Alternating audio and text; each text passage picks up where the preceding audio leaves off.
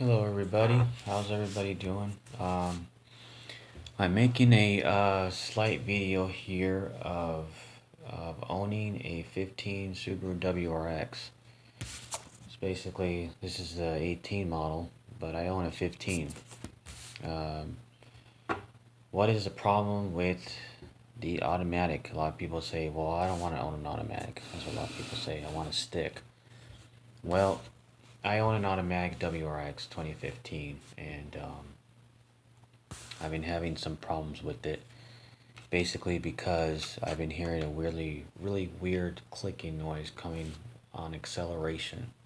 You accelerate the car, it makes like this weird clicking noise. Then the car slows down, and then you need to keep your foot on the gas pedal so that way you can maneuver through traffic on acceleration.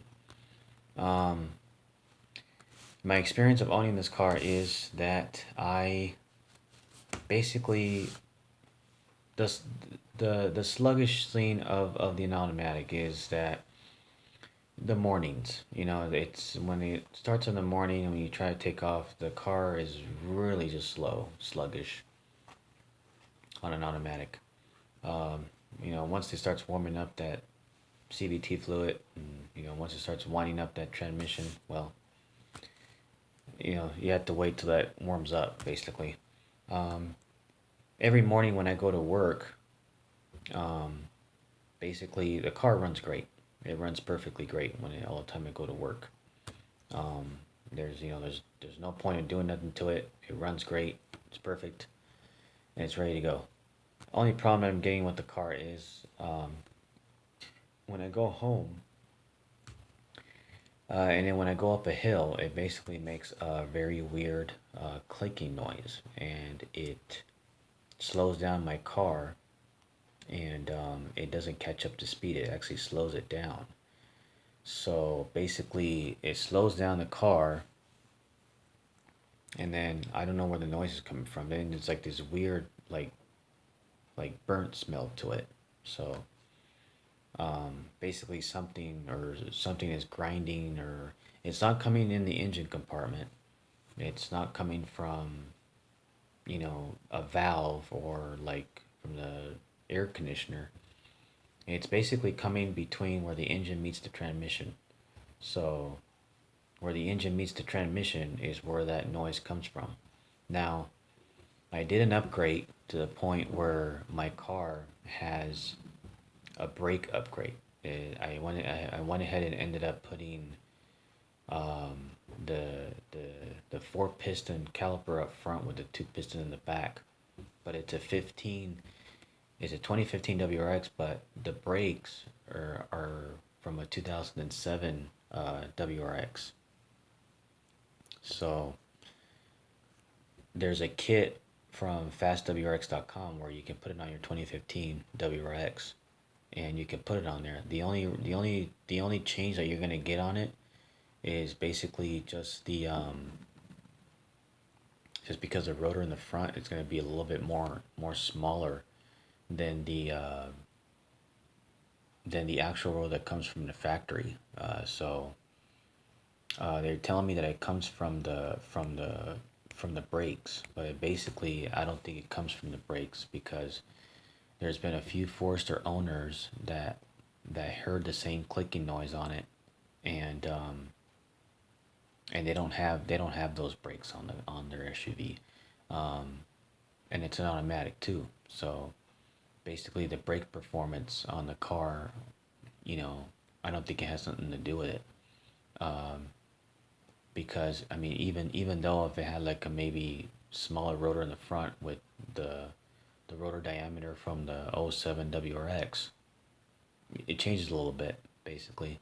But if you're not doing a lot of hot rodding driving like other people do, I'm more of like a cruising kind of guy. I just cruise and I just go. I kind of want to make my car look good.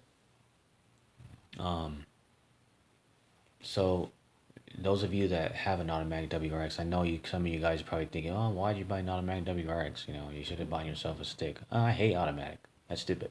Well, yeah, there are some people that actually prefer an automatic. Maybe some girls that don't know how to drive stick, or maybe some 20-year-old that just said, well, I don't want to drive stick right now. I want to drive an automatic. Well, it's a good car. It is. It's great gas mileage. The transmission probably comes off of the Forester, basically.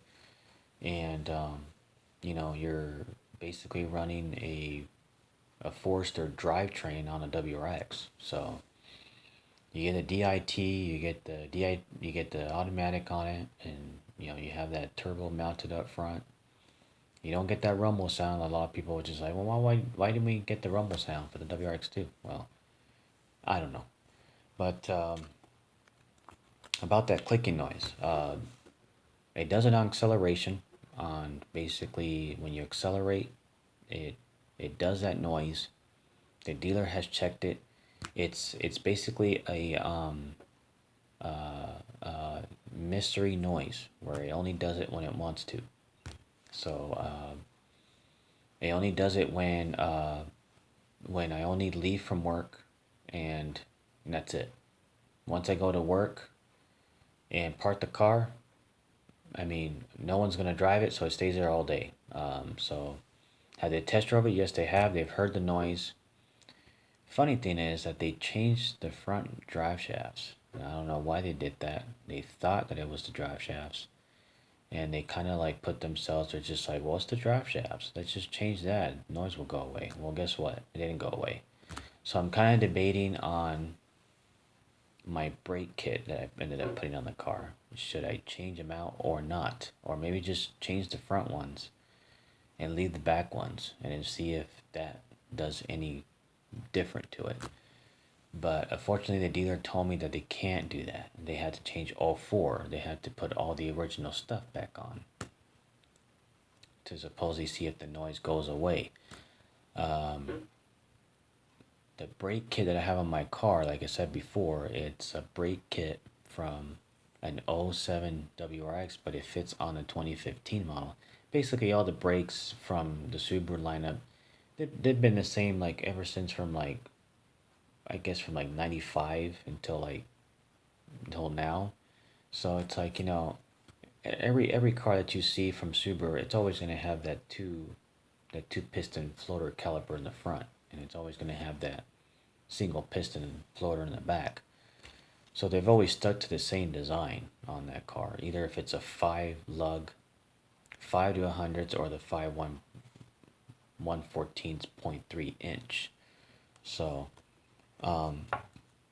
the whole deal of the whole brake kit from all the Subarus, they're basically almost all the same. They're, depending on which car you get it from. Now, the back of my brakes get the ventilated rotor, so and those of you that know about that. But anyway, but we're talking about the automatic on that CVT WRX. I mean, is it good to own for a long period of time, or is it good to trade it in and get another one, or get something different? Those of you that own an automatic WRX, let me know what you think about that car. Let me know if you hear a clicking noise on your automatic WRX when you accelerate, either left or right. And let me know if you do hear a clicking noise on that car. And if you do, comment below. Let me know if you do get the same noise. Because in that way I'll know that it's not my brakes. It's basically something that's going on with either the VDC or the torque vectoring system that this car has, or maybe even something else that's probably lurking and damaging the engine from the inside that I don't know of. So if Forester owners own that, basically I've seen already a few Foresters that have been taken to dealerships and the engines have been taken out of them. There's been a few Forester owners that have told me that my car is in the dealership with no engine because of a weird noise that they've heard. And basically, I told them, is it a clicking noise that you hear? They're just like, sort of.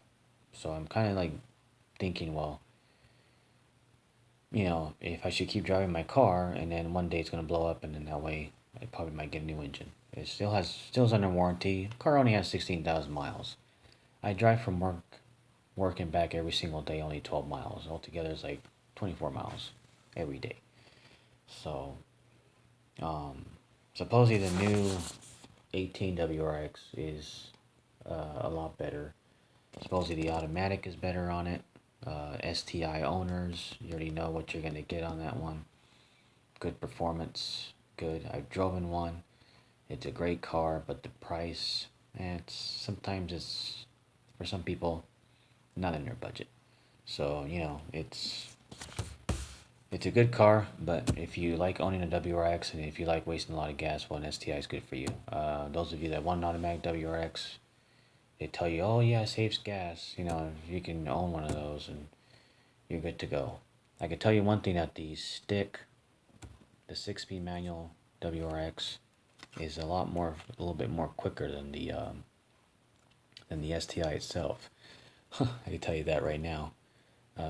So it takes off faster, but the STI keeps up. So um, it just all depends on your driving and stuff like that. So, but yeah, just comment below. Let me know if you know get a problem like that. I will post some video and photos of my car and let you know what I've done with it. So that way you'll see what I've really done with it. Thanks.